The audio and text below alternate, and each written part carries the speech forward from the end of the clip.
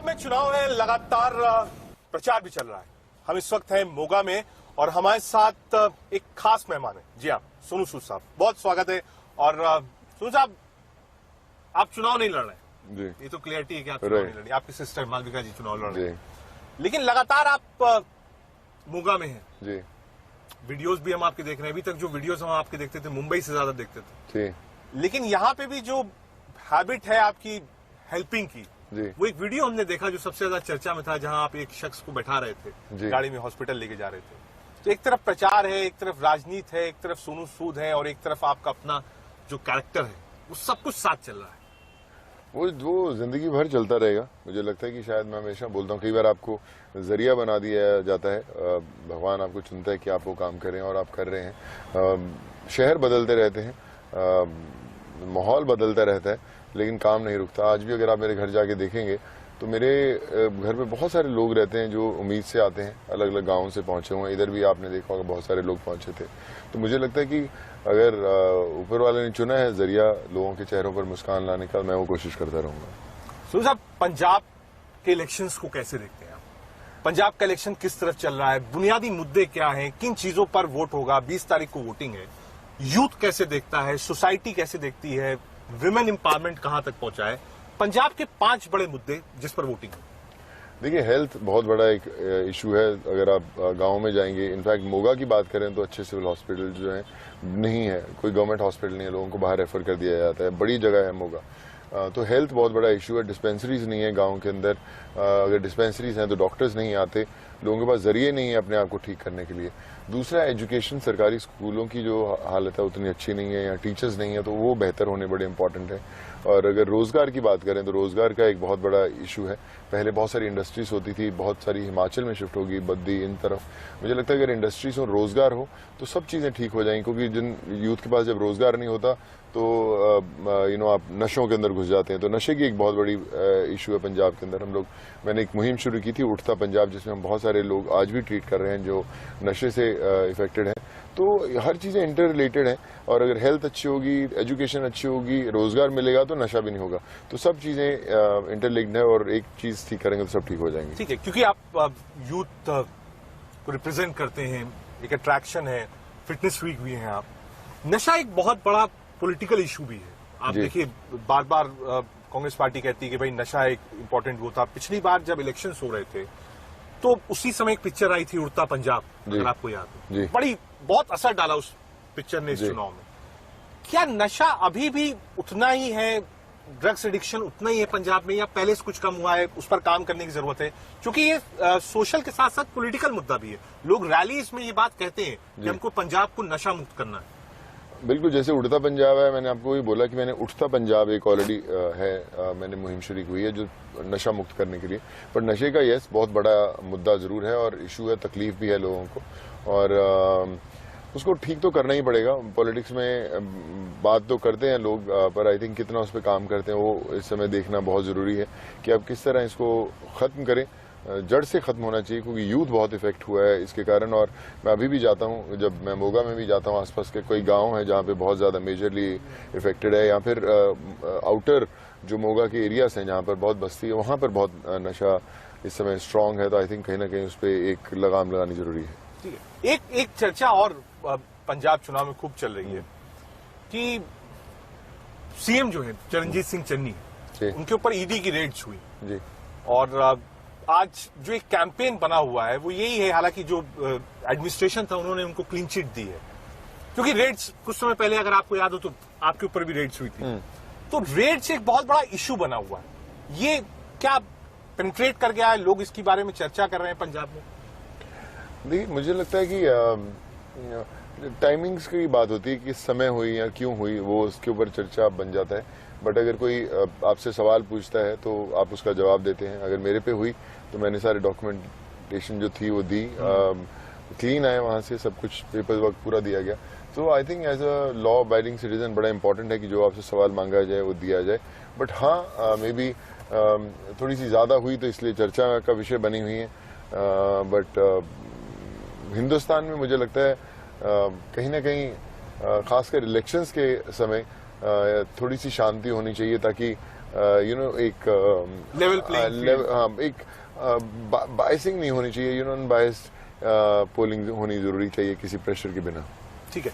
एक वीडियो बहुत पॉपुलर हुआ था सोनू भाई आपका कि सीएम कैसा हो, जी। उसमें आपने 3-4 चीजें बोली।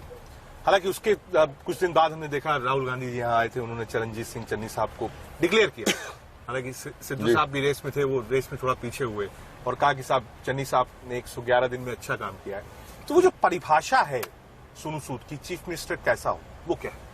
देखिए, मैं हमेशा कहता हूँ, उस समय मैंने यही बोला था कि ऐसा इंसान जिसको गद्दी की चाह ना हो, अपना काम करता रहे, एक बैक बेंचर जो अचानक लोग सोचें कि ये बैक बेंचर है जो देश बदल सकता है, उसके साथ एक सच्चाई जुड़ी होनी चाहिए, एक कोशिश जुड़ी होनी चाहिए। मैं हमेशा बोलता हूँ कि उम्मीद और कोशिश 2 बहुत बड़े शब्द हैं, और उम्मीद उसी से लगाई जा सकती है जो कोशिश करता है। आप फेल हो सकते हैं, चाहे आप काम ना कर पाए, लेकिन अगर आपने कोशिश की है तो सब कुछ बदल सकता है। और मुझे मेरा मानना है कि सीएम कैंडिडेट कोई भी प्रदेश का ऐसा होना चाहिए कि नीचे के सभी लोग बोले कि यार ये हमारा हीरो और ये हमारा लीडर है और ये हमें सही गाइड करेगा, बिल्कुल सबको बराबर का रखेगा, और उसको जबरदस्ती बिठाना चाहिए कुर्सी पे कि यार तू बैठ यहाँ पर, और बोले कि नहीं मैं नहीं बैठना चाहता, पर उसको बिठाएं और बोल कि तू बन और अब तू ये दुनिया चलाएगा।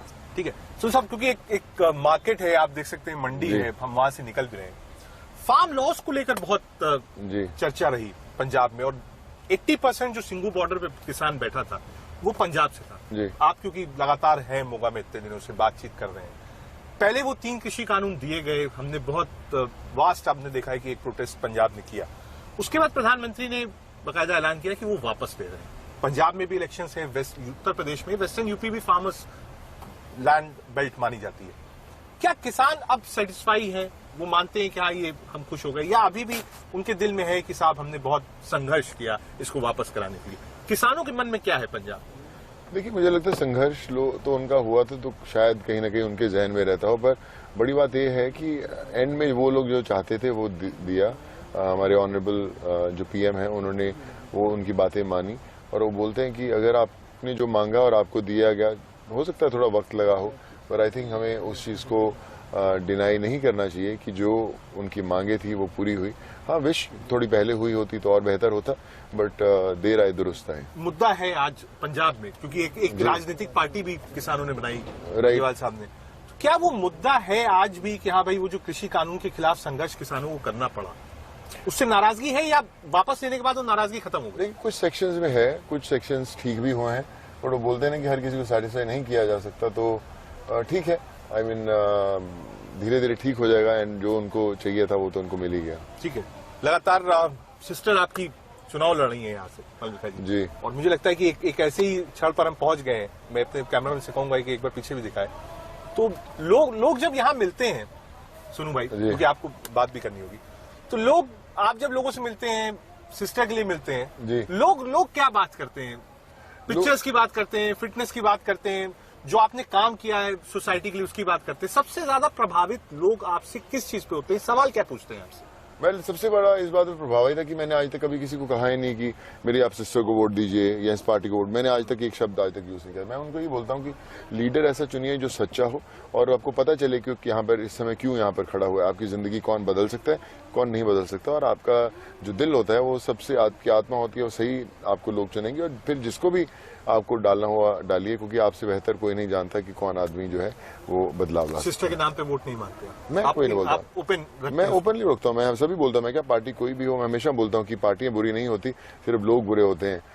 गाड़ी कितनी भी अच्छी हो, अगर ड्राइवर खराब होगा तो गाड़ी ठोक ही देगा, और अगर ड्राइवर अच्छा है तो गाड़ी कितनी भी खराब हो किसी तरह खींच के ले ही जाएगा, इसलिए ड्राइवर जरूर अच्छा चुने। ठीक है, हम आगे ही बातचीत करेंगे, लेकिन एक बार चलेंगे, सुनेंगे कि लोग जो मोगा के हैं, वो मोगा के लड़के सोनू सूद जो अब सुपरस्टार हैं, उनको कैसे देखते हैं, कैसे बातचीत करते हैं। चलते हैं सीधे उस मीटिंग में जहां सोनू सूद जा रहे हैं। स्टार्ट करवा लेते हैं एसी में। धूप थी, अच्छा लगा। दिल्ली से आए, दिल्ली बहुत। तो जी एक शेड्यूल आपका रहता है, आप लोगों से मिलते हैं, सब कुछ करते हैं। आप एक ब्रांड एम्बेसडर भी आम आदमी पार्टी ने भी आपको बनाया जी दिल्ली में, केजरीवाल जी को। केजरीवाल जी भी चुनाव लड़ रहे हैं। वो एक दिल्ली मॉडल की बात होती है, जिसमें जी। स्कूल्स की बात होती है, कॉलेजेस की बात होती है, डेवलपमेंट की बात होती है, भ्रष्टाचार मुक्त भारत की बात होती है। लोग इस बात को कहते थे कि भाई एक ऑफर ये भी था कि भाई आप उनके लिए यहां पर कैंपेन करते हैं, आम आदमी पार्टी के लिए। आम आदमी पार्टी एक दिल्ली मॉडल बताती है, आपको भी अप्रोच किया था उन्होंने? नहीं, मुझे कैंपेन के लिए नहीं अप्रोच किया गया था। कभी भी ऐसी बात नहीं थी। हाँ, ये ऑफर जरूर आए थे कि अच्छे पोस्ट ऑफर किए थे उन्होंने। बड़े अच्छे इंसान है, मेरा अच्छा उनके साथ है रिश्ता, और उन्होंने बोला था कि हाँ तुम भी अच्छा काम कर रहे हो और अगर आप सिस्टम में आओगे तो अच्छा काम करोगे। बट मुझे लगा कि कहीं ना कहीं मैं पूरा तैयार नहीं हूँ पूरा सिस्टम में आने के लिए। अभी बहुत सारी कमिटमेंट्स हैं, जैसे मैंने बोला कि कुछ हॉस्पिटल प्रोजेक्ट्स हैं, कुछ ओल्ड एज होम्स प्रोजेक्ट हैं जो मैं कर रहा हूँ, फिल्म लाइन में वो बहुत कुछ है। तो सब चीज़ें थी और मुझे नहीं लगा कि एकदम बहुत हरिड डिसीजन हो, इसलिए मैं थोड़ा सा पीछे रहा। बट अगर आप बात करें दिल्ली मॉडल या कोई भी, तो जितने डेवलप्ड हैं, अगर आप तेलंगाना की बात करें तो आप तेलंगाना मॉडल देखो, ये कमाल है। वहाँ पे आप स्कूल्स देखिए, वहाँ पे आप इंफ्रास्ट्रक्चर देखिए, बहुत कमाल है। तो मुझे लगता है हर जगह से जो बेस्ट चीज़ें हैं कि इन्वेस्टमेंट्स अगर देखिए सबसे ज़्यादा तेलंगाना में आ रही हैं, तो क्यों आ रही हैं वो ढूंढना चाहिए। अगर दिल्ली के स्कूल्स अच्छे हैं या कहीं के भी स्कूल्स अच्छे हैं, वो क्यों अच्छे हैं वो देखना चाहिए। सो आई फील मॉडल कोई ऐसा फिक्स नहीं है, कोई थंब रूल तो है नहीं, बनाते तो हम ही मॉडल हैं। बट अपने बेस्ट एक्सपीरियंसेस से जो बेहतर, सबसे बेहतर चीज़ें हम लोग चुन सकते हैं। We should incorporate and we should float in. हर चीज़ से बेहतर एक और चीज़ बेहतर हो सकती है। पंजाब का भविष्य कैसे देखते हैं? जो सरकार बने वो 5 सालों के लिए पंजाब में क्या काम करे? किस चीज में आपको लगता है पंजाब लैग कर रहा है? पैसा है, एनआरआईज है, लोग बाहर सेटल हुए हैं, किसानी अच्छी, सब कुछ है, लेकिन उसके बाद भी 5 बड़ी चीजें पंजाब के लिए जो सोनू सूद सोचते हैं। हेल्थ केयर सिस्टम बहुत कमाल का होना चाहिए, एजुकेशन बहुत कमाल की होनी चाहिए। गाँव में स्कूल्स 5वीं क्लास तक, 8वीं क्लास तक है, और अगर बच्चे ट्रैवल करना चाहते हैं तो उनको दूर ट्रैवल करना पड़ता है कि बस टीचर्स वहाँ पे वैसे नहीं होते। ये हर जगह बहुत सारी स्टेट्स में प्रॉब्लम है। दूसरी बात है कि नशे की बहुत प्रॉब्लम है, क्योंकि एम्प्लॉयमेंट नहीं है यहाँ पे, कोई साधन नहीं है, इन्वेस्टमेंट्स नहीं आती, तो इसलिए लोग, यूथ जो पढ़ लिख के जो फ्रस्ट्रेशन होती है उसमें नशे के कारण होता है, तो इसलिए नशे में घुसते हैं। बहुत सारा यूथ बाहर ट्रैवल कर रहा है, +2 करने के बाद सीधा वो IELTS के कोर्स करते हैं और बाहर जाने की बात करते हैं। सो आई थिंक ये सब बहुत चैलेंजेस। अगर यूथ ही बाहर चले जाएगा तो आप सोचिए कि काम कौन करेगा। गाँव आज भी खाली खाली दिखते हैं, क्योंकि पेरेंट्स बुजुर्ग हैं जो घर पे हैं, तो बच्चे उनके बाहर जा चुके हैं। तो वो सब चक्कर है, और मुझे ऐसा लगता है कि अगर ये इन चीज़ों पे काम हो तो विकास हो सकता है। एजुकेशन, हेल्थ, एम्प्लॉयमेंट, सब चीज़ें सुधर जाएंगी। ठीक है, तो ये एक क्योंकि इतिहास में कई अपवाद भी है, आप पहले से सोशल वर्क में हैं, लोगों की मदद करते हैं, लेकिन एक फीलिंग ये भी बनी कि जो फिल्म स्टार्स हैं जब वो मुंबई से वापस आते हैं, इलेक्शंस जब खत्म होते हैं तो वापस नहीं होते। ऐसे कई लोग हैं, कई लोग राज बब्बर जी जैसे भी हैं जो लगातार पॉलिटिक्स में ही रहते हैं, फिर पॉलिटिक्स करते हैं, सुनील दत्त साहब हैं। लोगों को ये कैसे विश्वास हो कि हाँ इलेक्शंस के बाद भी सोनू सूद महीने में, 2 महीने में 5 दिन मोगा में ही मिलेंगे? 2 चीज़ें हैं उसमें। पहली बात तो मैं मोगा, सबको मोगा वालों को पता है कि मोगा में जैसी छुट्टी होती मैं यहाँ रहता हूँ। महीने में 2-2, 3-3 दफ़ा भी आता हूँ, ज़्यादा भी आता हूँ, कई बार 2-3 महीने बाद भी आता हूँ अगर शूटिंग स्केड्यूल्स मेरे आगे हों। और दूसरी बात है, इलेक्शंस मेरी बहन लड़ रही है, मैं नहीं लड़ रहा। वो बहुत सोशल वर्क में बहुत ज़्यादा एक्टिव है, सब लोग जानते हैं। आधे से ज़्यादा जितनी वैक्सीनेशन होंगी उसने करवाई होगी पूरे पंजाब की, अपना मोगा की। तो इलेक्शन वो लड़ रही है और वो लोगों को पता है, विश्वास है कि बहुत कमाल का काम करेगी। और तीसरी बात ये है कि सोनू सूद पूरे देश में काम करते हैं, ऐसा नहीं कि सिर्फ पंजाब में करते, यूपी, बिहार, आंध्रा, तेलंगाना, कलकत्ता, मद्रास, आप नाम बोलिए, वहाँ पे हम लोग काम कर रहे हैं। तो वो भी मैं बॉम्बे से ऑपरेट करता हूँ। तो काम मोगा में किसी को जरूरत पड़ेगी, सोनू सूद को आवाज देंगे, सोनू सूद कर ही देगा, फर्क नहीं पड़ता कि कौन से देश के किस कोने में है। ठीक है, आखिरी सवाल, क्योंकि एक बिजी शेड्यूल है सुन भाई, एक चर्चा ये भी थी कि आप भी पॉलिटिक्स में आ सकते हो। जी, लोगों ने कहा कि साहब राज्यसभा का ऑफर था, आप भी चुनाव लड़ना चाहते थे। सोनू सूद एक्टिव पॉलिटिक्स में कब आएंगे और कहां से? मुझे पता नहीं है। मैं जैसे बोला था कि आप आना चाहते हैं तो होता नहीं है, आपको लाया जाता है। आज सिस्टर भी आई है इसलिए क्योंकि उसको लाया गया। काम नहीं होते थे, गरीबों के लिए जो काम करना है वो कर नहीं पाते थे, तो फिर आपको हेल्पलेसनेस फील होती, जिसके कारण आप सिस्टम में आए, और इसीलिए सिस्टर भी आई। मुझे पता नहीं मैं कब आऊंगा, लेकिन जब भी आऊंगा डंके की चोट पर आऊंगा और लोगों का काम करने आऊंगा। बहुत शुक्रिया सोनू सूद साहब हमसे बातचीत करने के लिए। सोनू सूद साहब थे और हमने समझा पंजाब में क्या चाहिए। सोनू सूद जी मोगा में है और यहाँ पे भी जैसे वो मुंबई में रहकर देश भर में हेल्प करते हैं, मोगा से भी वो तस्वीरें आती हैं जब वो लोगों के लिए खड़े रहते हैं। फिलहाल मोगा में, और कहते हैं कि मोगा आते रहेंगे, मोगा छोड़ेंगे नहीं। कैमरामैन जेना के साथ राकेश, इंडिया न्यूज।